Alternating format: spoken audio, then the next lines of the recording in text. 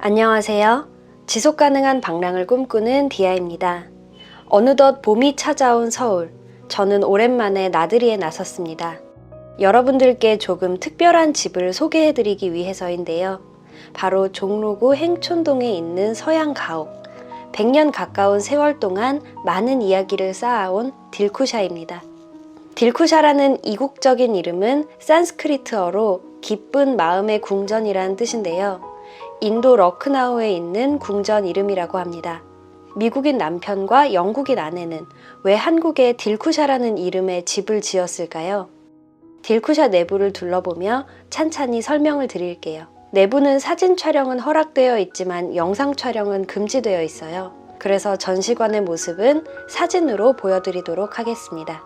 이 집을 지은 사람은 미국에서 온 광산 기술자 앨버트 테일러와 영국 출신 배우였던 메리 린리인데요. 이 부부가 조선에서 살게 된 이유는 다음과 같습니다.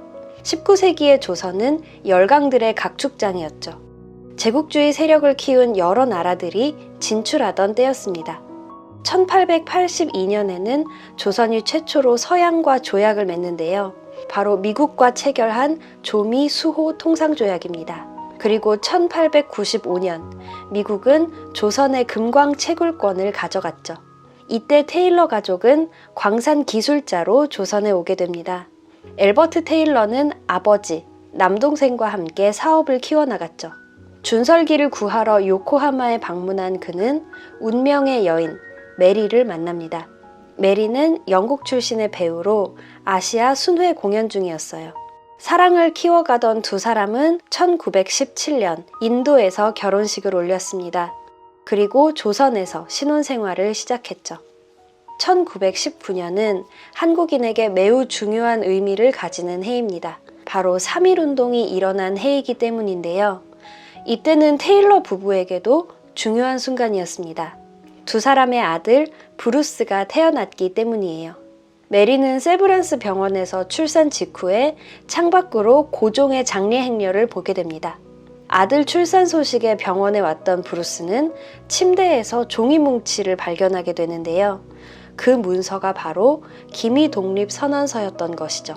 당시 앨버트는 금광 기술자였지만 AP통신 특파원을 겸하고 있었는데요. 고종의 장례식 취재를 의뢰받았던 그는 기사 내용에 3.1운동을 추가합니다. 일제의 검열을 피하기 위해 기사를 동생 윌리엄의 구두 뒤축에 숨기고 도쿄로 보내서 전신을 보내게 되죠. 1919년 3월 13일 뉴욕타임즈에 3.1운동 기사가 실렸습니다. 그렇게 3.1운동은 세계에 알려질 수 있었던 거예요. 3.1운동을 제압하기 위해서 일제가 저지른 만행, 제암리 학살 사건 역시 앨버트의 취재에 의해 국제사회에 알려지게 되었습니다. 앨버트 테일러는 금광 사업을 하러 조선에 왔지만 여러 일들을 겪으면서 조선과 조선인들에게 깊은 애정을 가지게 되었습니다. 이 가족의 조선 생활에 든든한 보금자리가 되어준 집이 바로 딜쿠샤인데요. 메리 린리의 저서 호박 목걸이에 딜쿠샤 이야기가 자세히 소개되어 있습니다. 메리는 무척 다재다능한 사람이었는데요.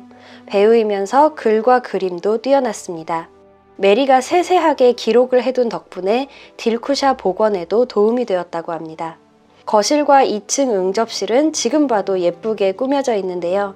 이곳에 수많은 사람들을 초대해서 사교 모임을 가졌다고 합니다.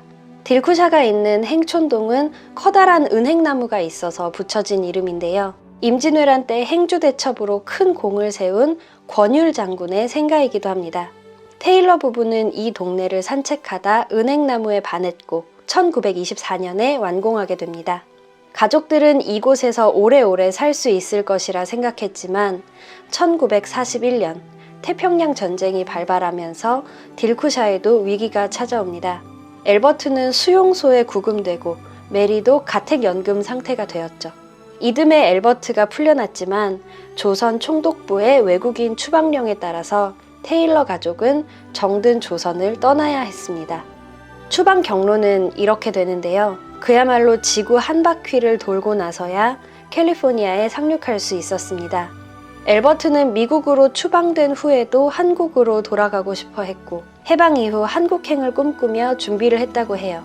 하지만 1948년 갑작스러운 심장마비로 그는 세상을 떠났습니다.